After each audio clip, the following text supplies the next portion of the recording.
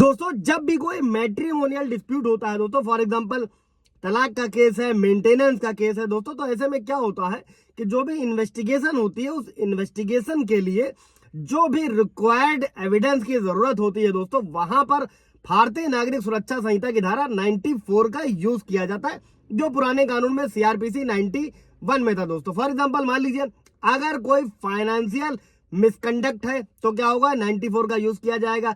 जब मान लीजिए कि पत्नी की इनकम निकालनी है तो उसकी एसेट्स और उसकी इनकम से जो भी संबंधित दस्तावेज हैं उन्हें पाने के लिए जो है पति इसका यूज कर सकता है।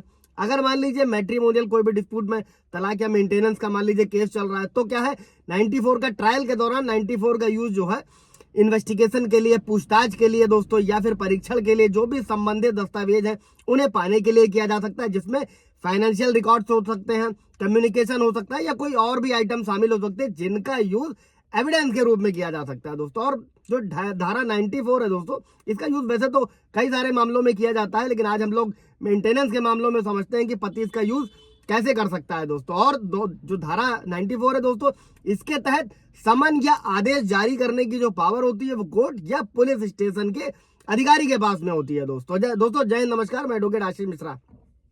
लाइक कर दीजिएगा, शेयर कर दीजिएगा, सब्सक्राइब कर दीजिएगा ताकि इन्फॉर्मेशन और लोगों को मिल सके दोस्तों। अगर उनका भी कोई ऐसा केस है तो उसका यूज कर सके दोस्तों। और ये जो भी दस्तावेज है, इन वस्तुओं को जो पेश करने का आदेश होता है वो रिटर्न में होना चाहिए, चाहे वो फिजिकल हो या फिर इलेक्ट्रॉनिक रूप से। और आदेश जो होगा उसमें जो डेट है, टाइम है, समय है, वो सब मेंशन होगा दोस्तों, जहां पर जो भी डॉक्यूमेंट है या जो भी चीज है उसको पेश किया जाना है। और शॉर्ट फॉर्म में समझिएगा दोस्तों कि हालांकि धारा जो 94 है वो सीधे सीधे सिर्फ फैमिली डिस्प्यूट यानी कि पारिवारिक विवादों को सीधे संबोधित नहीं करती है, लेकिन ये एक ऐसा गैजेट है दोस्तों जिसका उपयोग आप अपने मामले में कर सकते हैं एविडेंस और जानकारी पाने के लिए दोस्तों।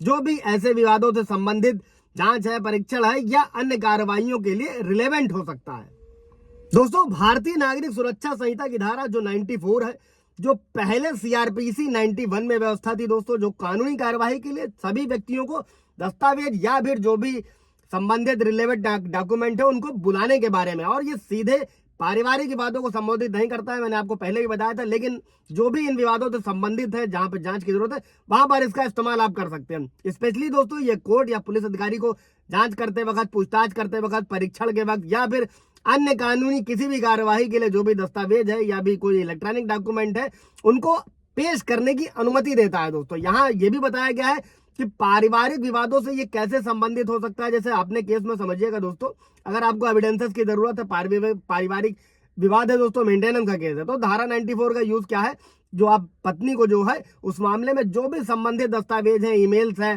सोशल मीडिया पोस्ट है, मेंटेनेंस तलाक के केस में भी आप यूज कर सकते हैं, जो भी रिलेटेड डॉक्यूमेंट्स है उनको लाने के लिए बाध्य किया जा सकता है इस धारा के जरिए। और इसमें financial record, communication between parties जो भी हो रहा है या कोई अन्य जानकारी भी शामिल हो सकती है, जिसका इस्तेमाल आप अपने केस में एविडेंस के रूप में कर सकते हैं दोस्तों। यह है धारा 94। कोई इससे रिलेटेड सवाल जवाब होगा कमेंट में पूछिएगा दोस्तों। Thank you.